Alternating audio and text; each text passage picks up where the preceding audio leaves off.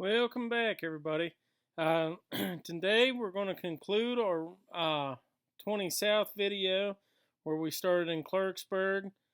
Today we're starting in Hinton, West Virginia, and riding it until it ends down here, and I'll show you where that at. Well, you ride through a few little towns there, a couple of them are pretty nice. Then ride in Princeton here. I'll show you. You just ride 20 right in, right through town. It's not even that bad. That part of town is usually not horribly busy, so you can still breeze through there. And right out here is where 20 actually ends. All right, let's get started here. This here is you do not come around that turn. You would be coming like where I was facing when the video started. I actually rode through the little town twice and videoed on the way back through. We had actually realized that we had missed parts of the town, so I wanted to go back through and get everything here. Now this is the town of Hinton, and the river's right there on the behind those houses. This is a super nice little place. There was people out and about doing stuff. There's an old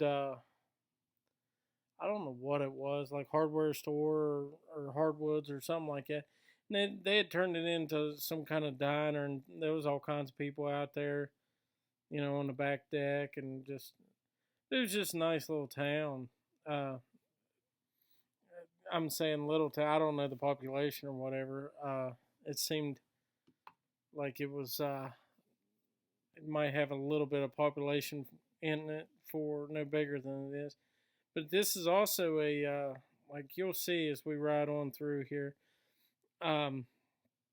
tourist destination.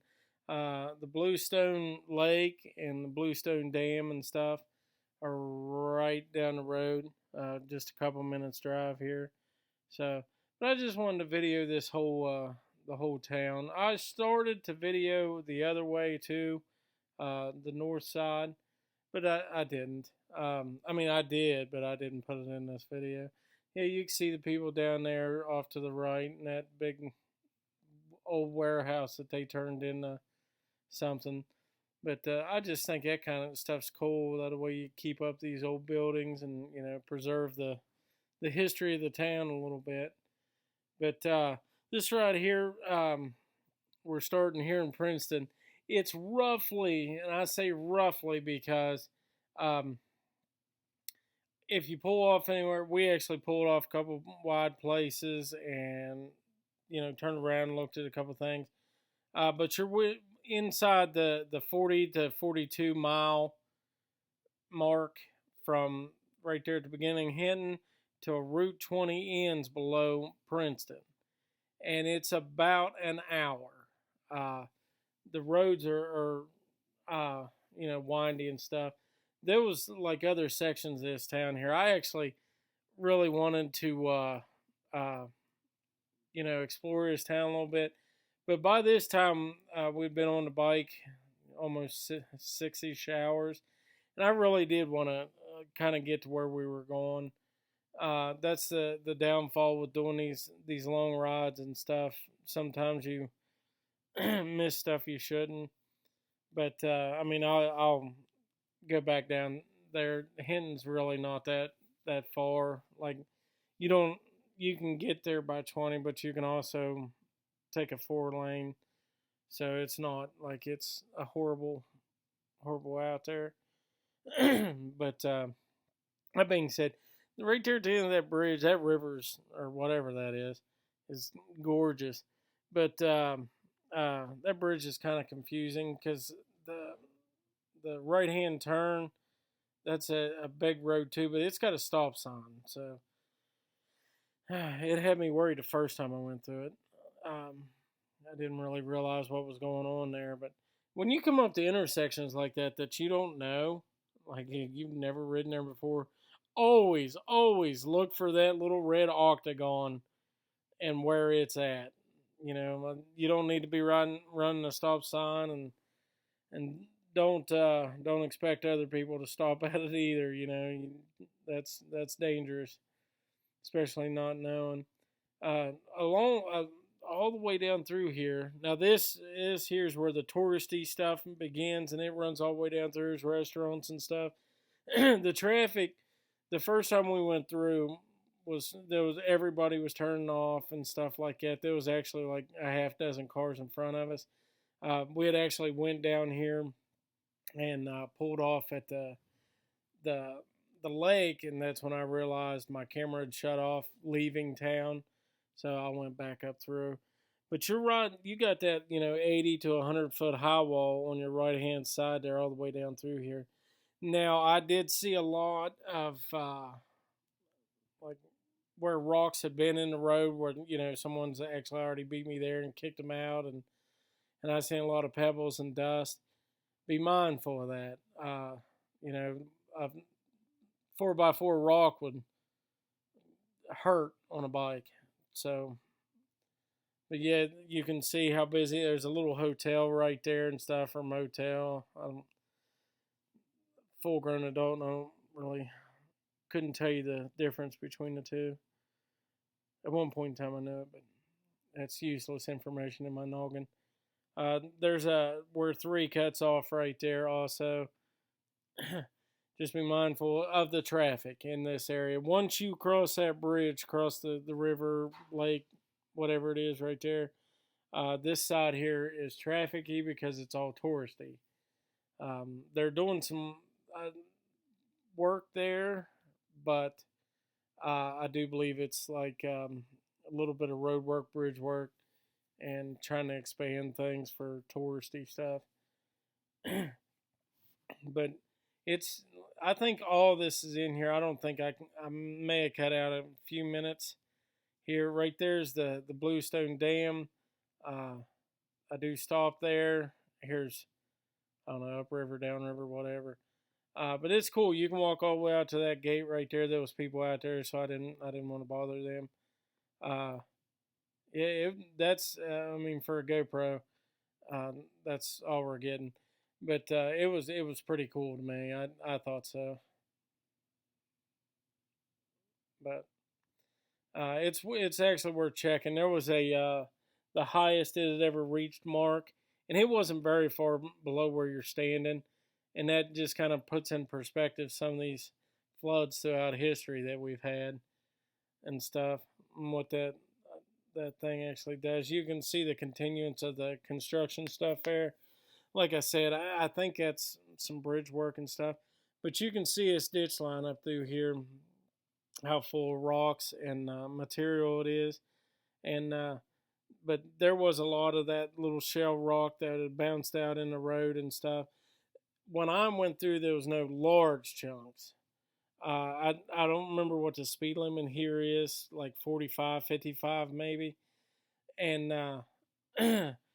so you're going fast enough if you hit one of those that it's going to damage you or the bike, or both probably. Now, starting right in this area right here, there's these huge pull-offs. I mean, you can see them. They continue all the way down through here. The gravel in them's actually pretty decently packed. It's not that difficult to pull a bike in there and pull back out and stuff like that. But we had stopped at one of those, and thankfully I did, to check my camera, or I would have not had any of the footage that you've seen thus far. So, but it is super awesome. You could stop there and gather yourself and have some really nice views. Further down here, within a mile or so, is when you can see up the other kind of corner of it and things. I think that right here is where we had stopped the first time, or one of these, and checked all this out. But it was definitely worth it. And there's all kinds of state parks and things. Once you get in this area, if you're just like, wanting to spend the weekend and go riding and look at stuff, there's plenty. There's plenty. But do a little research before you do, to know where everything's at in every different direction. It seemed like every 5 miles we ran, I'd see a brown sign. I don't remember what route that was that went out that way. I don't think it was a major one. this bridge here is actually kind of really cool, and I do believe there's a walking path right there, well off the left hand side that you can. I don't know what I'm doing right there. I don't know why I'm looking at my hand while we were crossing that, but it is what it is.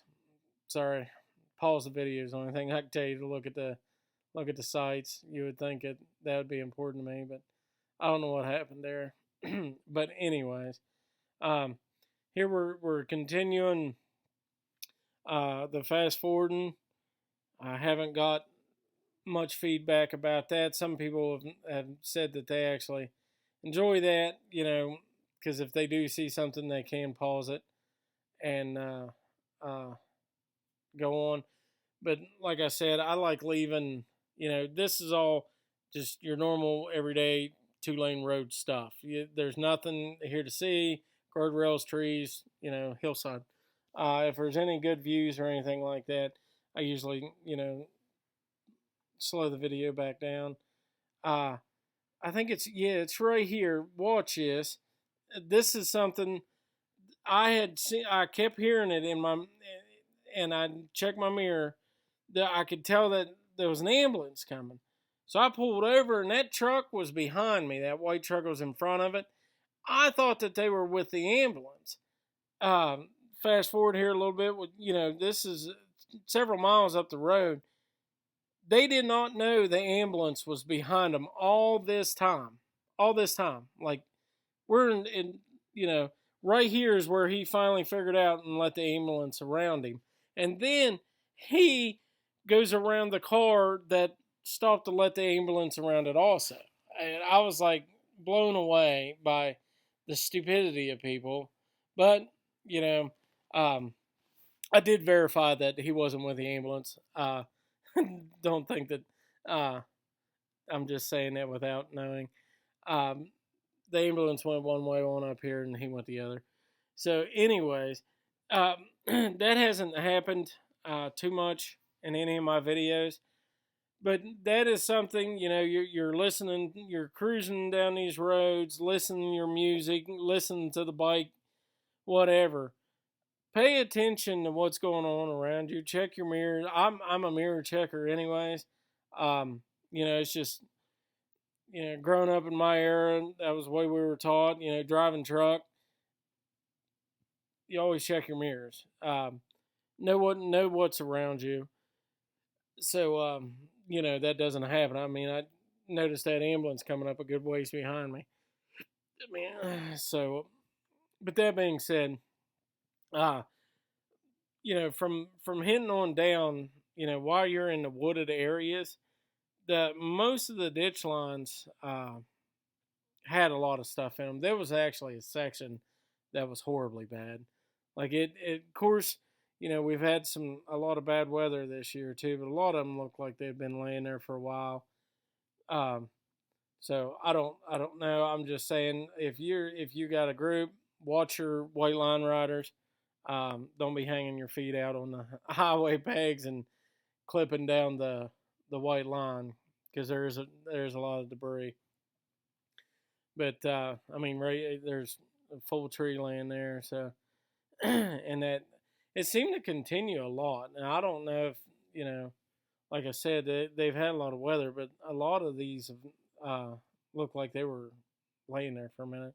This is something here I tried, and I probably will never do it again. The pipe stem. State Park is right here. I don't know why I could not get a good in between of slowing the video down to where you could see everything to where it looked normal and you could actually But I left it in there just because it's a mess up on my part. But you can actually see the entrance to Pipestem State Park. You're welcome. And but yeah, I don't know. There's still some things I'm working out. Like I said before, like I wish there was a way, like I could pause the video when I see a sign, like, Princeton's 15 more miles, like that sign right there. I think it is like another 15 miles from there. But I wish I could pause, but the editor I'm using uh, doesn't allow that. Once you hit voiceover and you're recording, I can't do nothing. Like I just sit here with my hands in the air because I can't push no buttons. Uh, but we are looking for other good editors. So I mean, I use CapCut. I think it does a really good job. Other than this, I wish I could still have control over the video while I'm, voicing over. So, you know, that's something I'm gonna sort out, moving forward here. So hopefully we could cover that. There's this really, it's called Pipestem Drive-In there. I slowed down there because I think old drive-ins are some of the coolest things. And on this, what was it, on this one? Yeah, there was probably, and the one I meant to leave in there was probably at least 8 that I passed on 20. And I don't think I even brought it up, and I mean, you can yell at me later. But there was one it was around Webster Springs before or after. I cannot remember. And I cannot remember the name of it either. It was kind of off the beaten path, but it was an old log cabin. It had been there forever. I don't, I think it was still in operation, but I meant to actually save that in my videos, and somehow I lost it. But it is what it is. I mean, next time I pass it, I'll actually take a picture of it and stuff. But yeah, I think them old drive-ins are pretty cool. I don't know how old some of those are. I mean, Pipestem's been around for a minute, so I don't know if that's been around for a long time too or not. This is really nice country down here. It's pretty wide open for a while. The roads are actually pretty good. I think this is Mercer County. As soon as I think it was Mercer County. As soon as we dropped off in it was brand new roads for a little bit there. But there's plenty of gas stations and stuff like that, place to stop. Like nowhere on this journey are you just out in the wilderness. Some of the videos coming up of the ride back, it's touching wildernessy. So just be ready for some of the future videos on our return routes. A couple of them were pretty good, but I, I'm I'm glad to finally get to the end of the 20 videos. Um, I don't know, I had to break them down. There was too many hours, but I didn't want a half dozen videos from one ride. But I mean, like I said in the last video, it it was almost a 7 hour, roughly 7 hour ride, and that's not. I mean, we stopped in Webster Springs, and they were having their log festival, so we just kind of wasted 15 minutes there trying to get something to eat. So, we drove on down to that next little hilltop diner there, and right after that, like 20 minutes down the road, and ate there. Then gassed. I think we gassed up one time, so it wasn't like we were like stopping and looking. Now Hinton, we stopped. Um, I think that was the road for 64. It's like in the middle of nowhere. Like you're coming around a turn and it's like Interstate 64 this way. But yeah, that'll lead you out there. And we're getting close to town here, to the old Princeton. I think this is actually right at the beginning of it. I went to a couple times. Now, the one thing I did notice, I don't know how everybody feels about this. I try to run 92 or 93 in my bike. It doesn't really it made a difference in some of my other bikes. I could hear the knock. This one here, it doesn't seem to be, because when I was up in New York, when we did the Canadian border, like they don't have anything close to that. I think the highest they have is 90, and their gas stations are like 40 miles apart. It's ridiculous. But so we had to. We were in an area where we had to run that. There was only one gas station on this route that I stopped at that did not have 92 or whatever. And it was actually right here at the beginning of town. I went to whip in there and get gas and realized that they didn't have any, so I pulled right on out. I think it was right up here. Regardless, uh, I've only ran into that, you know, a couple times, and I think just once on this ride. So, but most of them gas stations now have, at least three different ones. But if you're a guy that doesn't bother, then most of the people I know that ride try to at least put the highest grade they can in. Go-marts used to be real bad about not having like 93 and stuff. I have one that's close to my starting points, and they never. I think like last year was they finally got new pumps and magically got higher grade gas. And I guess we could argue back and forth if that makes a difference or not. I don't like I said, this bike it doesn't, but I just put the best in there. It seems to do okay. I mean, I think average 35, 38 miles a gallon. And I'm pretty fat, so I'm good with that.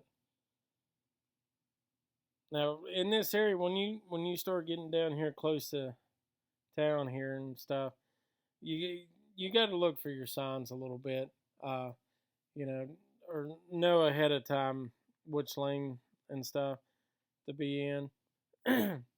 It's not horribly painstaking, but there was a couple of times, like the sign was right before I needed to be going to the right or left, but it's still marked. I don't think you can. Still don't think you can get lost at all. Even in the town of Princeton, it's pretty much a straight shot. There's just a bunch of stinking lights. So I mean is what it is. None of them are like 3-minute lights or anything. I don't know if any of you guys have ridden like in the South and stuff, or towards larger, places. Like I spent a lot of time in Louisiana, and the lights down. I mean, you'll burn up a bike in like a 2 mile stretch. It'll kill you. They're like 3-minute lights. I hated that. Hated that. But I guess that's what you get.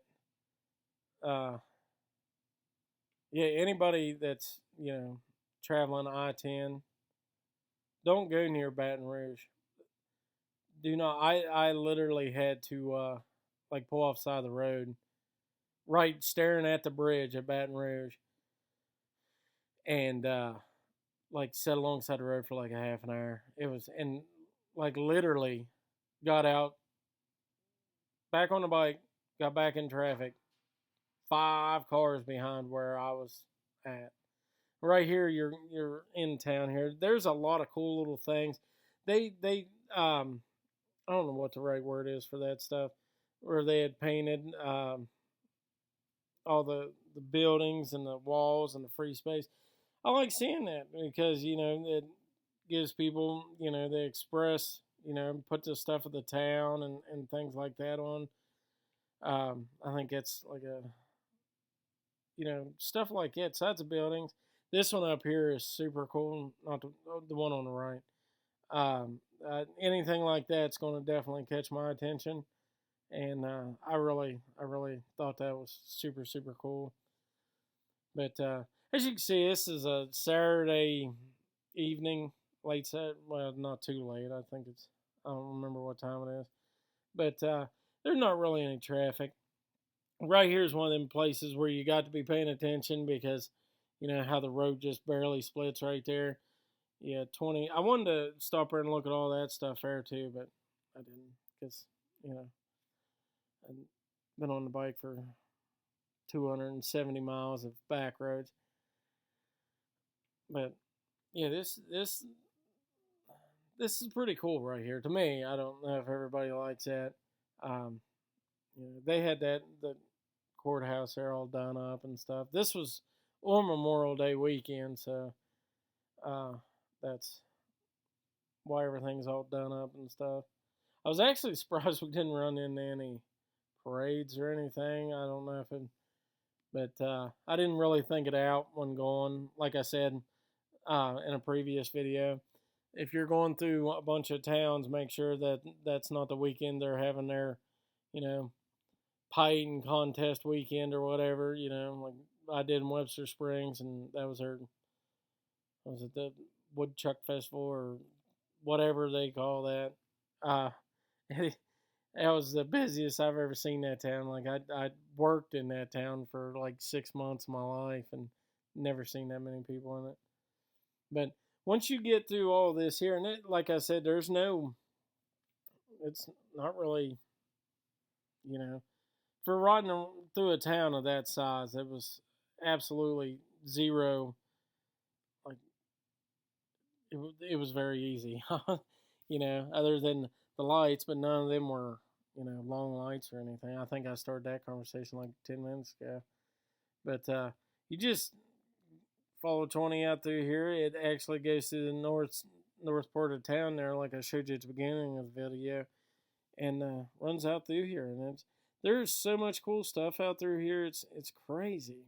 Like I've been to Princeton several times. I'd never been out, to this side of town or nothing. I had no reason to, because I don't really that. I think this dead ends on 52, if I'm not mistaken, something like that. Maybe it's 32. I don't know. I'm pretty sure it's 52, but I've been wrong a lot before. And like it just dead ends for a road that comes that far, goes through everything that it goes through, and it just dead end. Most roads will turn into something else or go across the state line, but not that one. It just dead ends. Yeah, it's 52. In that little town, it's called Bluewell. I'm sure it's just a little tiny baby town, but yeah, there's really nothing else out through here. Uh, there's some cool little landscapes and stuff like that. Um, as you go out through here, and it's pretty much just woods riding. After, I think it's right after this, it turns into not much. There's a lot of nice little straightaways, and I think it was a cool little playground, recreational area down there. But for the most part, even the roads are all pretty good down there. And like I said, now the ditch lines, when you're after Hinton there for a while, they're pretty rough. They're pretty rough. But yeah, there's cool stuff to look at. But if you're not going down to Bluewell or take 52 into Virginia or wherever that, you're close enough to be in Virginia. I think the state line isn't very far away at all. Once this road ends, I don't know how far out of Bluewell or whatever it is, but you're not that far. But anyways, this is the end of the Route 20 videos, and I appreciate everyone watching. And see right there's a sign that actually says N20. So you guys remember to like, share, comment, let me know, and we'll see you guys on the next one. And we really appreciate you watching, sharing, or just being a part of this and help us getting the word out. Thanks. Be safe.